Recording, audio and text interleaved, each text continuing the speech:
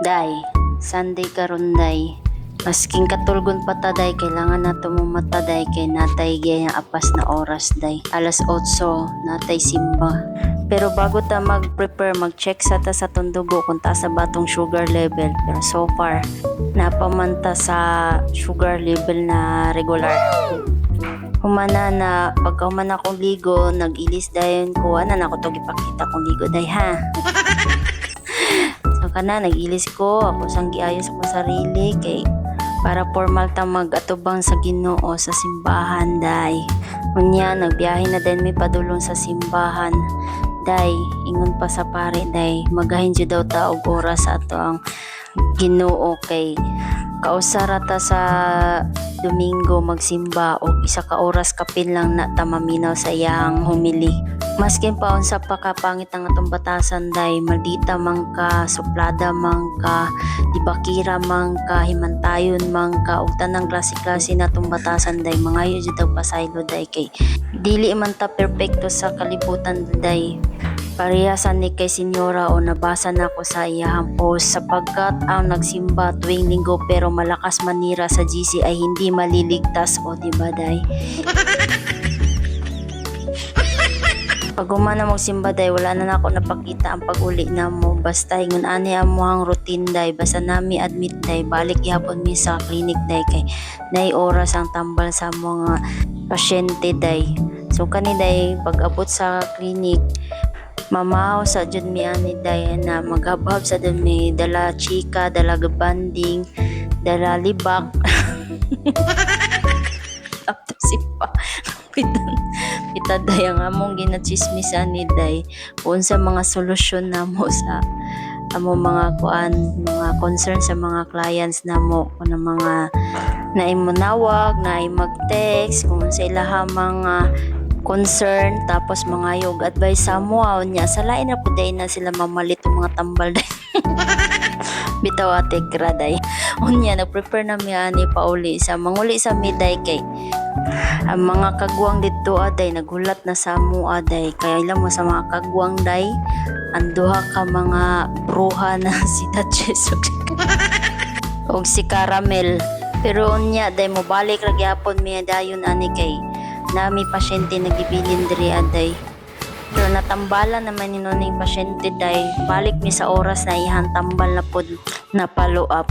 Basta nami pasyente day diri adyon mi matulog day, tapos musimba mobalik raman dayon kay magtambal pa man mi sa mong pasyente.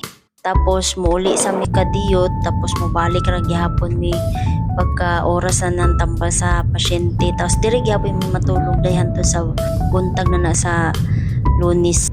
Unya, nagbiyahan ni may paulian ni mga 500 meters yata ang kalayo gikan sa klinik padulong sa balay sa mo amo. Wow! Unya day, mao ni akong ganahan diri sa lugar sa akong amo day. Kitan-awa na day, grabe, hawan kaayo, puro palay na imo makita day, kaliwat kanan na siya diri sa pikas ug dito sa pikas day. Muna na kanindot na diri sa una pangandoy ra na ako makapuyo ko og bukid, pero 1 week lang ako ang pangandoy ato day, pero ako nag-expect mo abot ko 4 years diri day.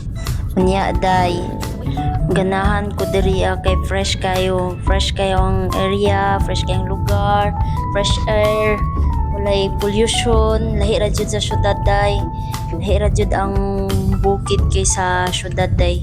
Ang init niya dili ingon anak kasakit. Ako day taga Davao man jud ko day, tapos pila ko ka years nagpuyo sa Manila, lahi ra jud ang ambiance sa probinsya day. Naman ni abot ni sa balay na ni Doc ani saba kay ni mga kagwang mo, ni mga kagwang nagiingon ako sa inyo hadayo kani. Kani sila duha mga kagwang day. Pag maabot jud mi ani day na adyo na sila magatang, saba kayo magyawyaw na sila day. Tapos kaning isa diri ana sa kong right day kana sige tan-aw sa putahan.